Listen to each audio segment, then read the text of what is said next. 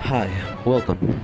In this video we're going to be covering the main theories of anthropology, known as evolutionist school, historical particularism, revisionism, functionalism, neo-evolutionism, and French structuralism.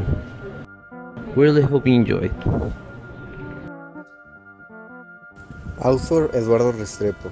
Time period: the document covers the schools of the late 19th century and the first half of the 20th century in the context of anthropological thought. Definition: meaning, the PDF Classical Schools and Anthropological Thought deals with the most relevant theoretical currents, concepts, problems, and authors of classical anthropological theories. It refers to the theories developed since the emergence of modern anthropology at the end of the 19th century until the 1980s. It includes schools such as evolutionism, diffusionism, historical particularism, and functionalism, among others. These currents have been fundamental in the development and evolution of anthropology as a discipline. Characteristics: the main characteristics of the classical schools of anthropological thought are professionalization and creation of anthropological associations and societies, establishment of departments of anthropology for the specific training in anthropologists, beginning of modern anthropology with the evolutionary conception. Users, application. The classical schools of anthropological thought have various applications and uses in the field of anthropology and related disciplines. Some of the uses and applications include grounding current anthropological research, understanding current debates and currents, analyze the evolution of the discipline. Examples: evolutionist schools. In the context of biology, an evolutionist typically refers to someone who accepts the scientific theory of evolution. Evolutionary biology is a specific discipline that studies the process responsible for the diversity of life on Earth. Historical particularism. Anthropologists following historical particularism argue for cultural relativism, which means understanding a culture on its own terms without imposing external judgments. This involves suspending ethnocentrism and recognizing that different cultures have different ways of organizing and interpreting their world. Historical particularism is a current of anthropological thought that emerged in the first 2 decades of the 20th century in the United States. Some of the characteristics are the emphasis on the historical uniqueness of each culture, the rejection of ethnocentrism and the idea of superior and inferior cultures, rigorous historical reconstruction on base of field works, the differentiation between culture, race, and language, and the cultural relativism. Some of the authors of this century were Frank Boas, that it was the main exponent of the historical particularism, Margaret Mead, Ruth Benedict, Safire, and Lowy. This field is used for the understanding of cultural diversity, an approach such as culture and personality school of thought, which explore the relationship between culture and individuals.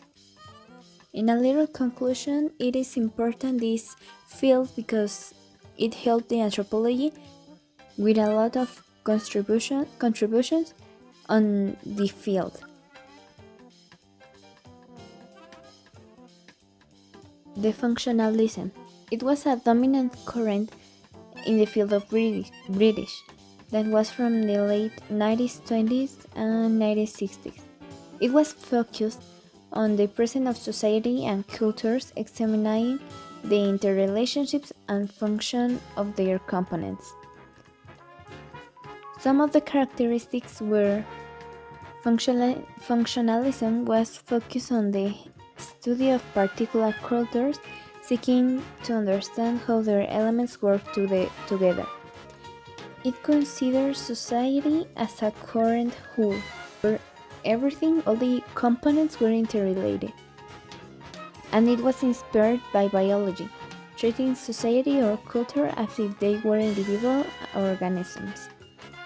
Some authors were Bronislaw Malinowski, A.R. Radcliffe Brown, Emile Durkheim, and Herbert Spencer. And finally, the uses were the analysis of society and the cultures, the application of the ethnography method, the use empirical and inductive approach. As I said, it was consideration the society as an organism, and there was an emphasis on social structures and social cohesions.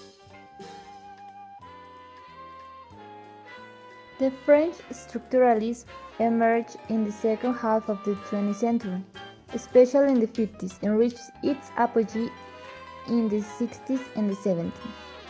This method is distinguished by its focus on the study of the underlying structures that organize the functioning of a variety of linguistic, social, and cultural phenomena.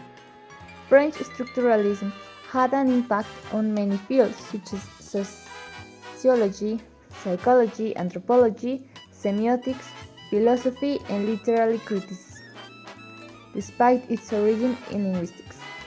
Some of the characteristics are prioritizing structures. These structures are believed to be more important than the individual parts of a system.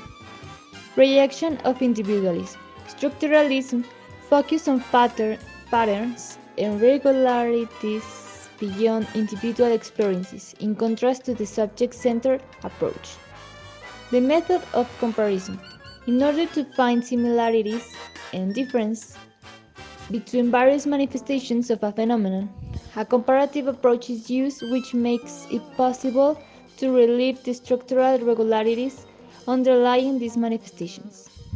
Many disciplines have been influenced by French structuralism, and its applications include languages, anthropology, semiotics, and philosophy. The most important is anthropology, that has been used to study the cultural and symbolic structures that exist in various societies.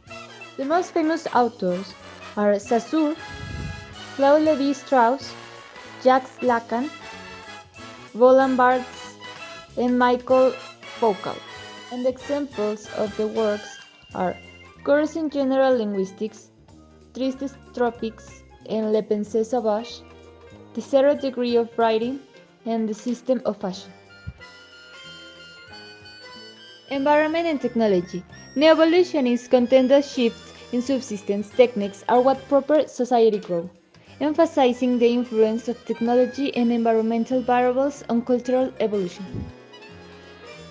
The uses and applications. Comparative analysis. Anthropologists were able to determine the parallels and differences in cultural development by using the framework that neo-evolutionists gave for combining cultures in various places and eras. Also, it provides insights into how cultures adapt and change, especially when it comes to the shift from traditional to modern society.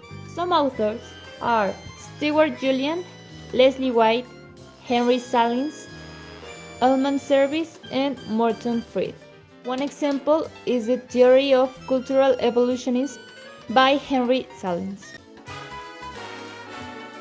We learned the different types of stages and all the difference they had from one to another, but also the common things they have thanks to the anthropology who has been letting know the information and let us evolutionate to develop it each